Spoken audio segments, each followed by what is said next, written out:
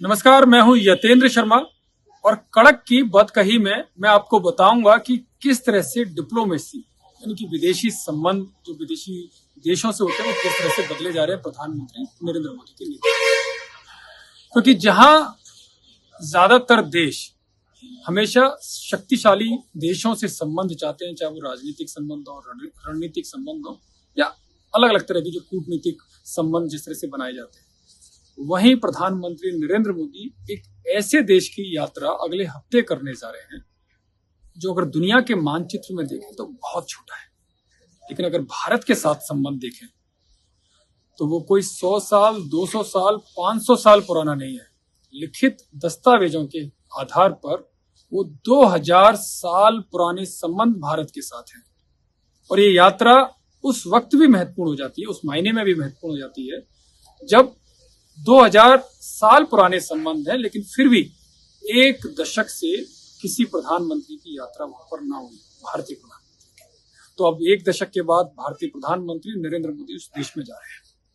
और वो देश इसलिए भी महत्वपूर्ण है क्योंकि जब इस देश को आजाद किया गया था, आजाद करवाया गया था, तो उसमें भारतीय सेना ने बड़ी अहम भूमिका निभाई थी। हालांकि इसको मजाक के तौर पर या तंज कसने के तौर पर भी कहा जा सकता है कि जो इटली को लेकर राजनीतिक कई तरह बयानबाजी भारत में सुनाई देती है, उसी इटली का कब्जा इस देश पर था। और उस देश का नाम मैं आपको बता देता हूँ, वो देश है इथोपिया। और अफ्रीकी देश ये इथोपिया है जिसमें भारत के 2000 साल पुराने हैं। और इथोपिया को इटली से आजाद कराने में, जो मैंने अभी आपको बताया, भारत के सैनिकों ने बड़ी अहम भूमिका निभाई थी।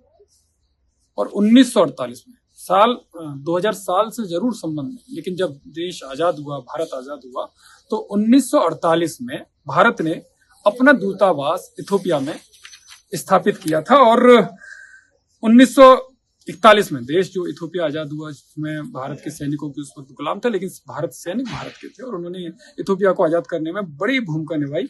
और 1950 यानी कि 1948 में दूतावास स्थापित हुआ, लेकिन 1950 में पूर्ण तरीके से राजनीतिक संबंध दोनों देशों के बीच में स्थापित हुए। महत्वपूर्ण यह है, इसलिए भी है क्योंकि मैं आपको बता दूं, जो भी भारत की वहां पर जो कंपनियां हैं, 650 यानी करीब करीब 650 भारतीय कंपनियां हैं जो वहां पर निवेश कर रही हैं, जो वहां पर काम कर रही हैं। और अगर इनके इन्वेस्टमेंट की मैं बात करूं तो 5 बिलियन अमेरिकी डॉलर से ज्यादा का इन्वेस्ट इन कंपनियों ने कर रखा है। तो आप समझ सकते हैं, देश छोटा है लेकिन इन 650 भारतीय कंपनियों का इन्वेस्टमेंट ज्यादा है। क्योंकि ये इस वजह से भी महत्वपूर्ण हो जाता है क्योंकि अब बहुत सारे देशों की निगाहें, खासकर जो ताकतवर देश हैं, वो इथोपिया की तरफ और खासकर अफ्रीकी देश जो देश हैं उसकी तरफ नजरें गड़ाए बैठे हैं। पैठ बनाने की कोशिश की जा रही है कि किसका दबदबा वहां पर कायम हो। अब इथोपिया के बारे में भी मैं थोड़ा सा आपको बता देता हूं कि जो पठारी इलाकों से लेसे, यानी कि जो इथोपिया का जो भूगोल है वो पठारी इलाके हैं और इसकी जो राजधानी है वो अदीस अबाबा है। और ब्रिटेनिका के मुताबिक इथोपिया हॉर्न ऑफ अफ्रीका का सबसे बड़ा देश है, सबसे घनी आबादी वाला देश है। और एक देश में इथोपिया पर, जो मैंने बताया कि इटली का कब्जा होता था, लेकिन जब संयुक्त राष्ट्र का जो चार्टर होता है वो जब तैयार हुआ तो इथोपिया ने ही सबसे पहले उस पर साइन किए थे। और थोड़ा सा क्योंकि जब प्रधानमंत्री नरेंद्र मोदी वहां पर अपना दौरा करेंगे अगले हफ्ते, तो कुछ देशों की विशेष तौर पर उस पर निगाह रहेगी, जिसमें चीन है। वो चीन क्यों? क्योंकि चीन का दबदबा इथोपिया पर शुरू से ही माना जाता है। चीन के अलावा सऊदी अरब भी है। सऊदी अरब के साथ तो संबंध अब भारत के साथ कैसे हैं वो दुनिया को पता है, लेकिन चीन के साथ कैसे हैं ये भी दुनिया को पता है। तो चीन टकटकी लगाए देखेगा, क्योंकि जिस तरह से राष्ट्रपति पुतिन की यात्रा हुई, हालांकि चीन चाहता है कि रूस, चीन और भारत का जो गठजोड़ है वो एक बड़ा मैसेज खासकर यूएस को दे, दुनिया को तो दे लेकिन यूएस को भी जाए। लेकिन जब टकटकी लगाए क्यों देखेगा? क्योंकि जिस देश में चीन का दबदबा है, अगर उस पर भारत की भी नजर आ जाए, भारत की उसमें पैठ बढ़ जाए, तो चीन को शायद ये बात हजम नहीं होगी। तो ये बड़ी रणनीतिक और खास तौर पर मैंने कहा जो डिप्लोमेसी है वो चेंज होती हुई दिखाई दे रही है कि बड़े देश ही नहीं, छोटे देश भी भारत के लिए काफी महत्वपूर्ण है। और यही कारण है कि प्रधानमंत्री नरेंद्र मोदी की आप जो पॉलिसी देखेंगे विदेशी संबंधों को लेकर, विदेशी देशों के साथ को लेकर, वो आप देखेंगे कि जहां वो बड़े देशों में भी जाते हैं तो वही छोटे देशों से भी वो किनारा नहीं करते, उन पर भी पूरा फोकस करते हैं। और एक और खास बात मैं आपको इथोपिया को लेकर बता दूं, कोई भी देश हो 12 साल का महीना होता है, लेकिन इथोपिया एक ऐसा देश है जहां 13 महीनों का साल होता है, और इसमें एक हर साल एक लीप ईयर भी होता है जो 5 से 6 दिन के अंतराल का होता है, लीप ईयर। और इथोपियाई कैलेंडर को आप देखेंगे तो जैसे हमारे यहाँ फरवरी 28 या 29 दिन का होता है, बाकी के दिन या तो 30 दिन का महीना होता है या 31 दिन का महीना होता है, लेकिन इथोपियाई कैलेंडर को देखेंगे तो हर महीना 30 दिन का होता है। वहां कोई 31 दिन का नहीं होता, वहां कोई 28 या 29 दिन का नहीं होता, वो फिक्स है, वो 30 दिन का होता है। और यहाँ पर शुरुआत जैसे हमारे यहाँ हमेशा से शुरुआत 1 जनवरी को होती है, जो अंग्रेजी कैलेंडर हमारे कहते हैं। हालांकि हमारे यहाँ तो नव संवत्सर भी माना जाता है, और नव संवत्सर के हिसाब से अप्रैल का जो महीना जो होता है वो उस वक्त माना जाता है। और जो बही खाते भी होते हैं, आप ज्यादातर दुकानों के बिजनेसमैनों के देखो तो बही खाते अपने नव संवत्सर के हिसाब से होते हैं, लेकिन आधिकारिक तौर पर जो सरकारी तौर पर जो साल शुरू होता है वो 1 जनवरी से शुरू होता है। पूरे दुनिया में भी इसी तरह का इसी कैलेंडर को फॉलो किया जाता है, लेकिन इथोपिया में वो 11 या 12 सितंबर से इस नए साल की शुरुआत होती है।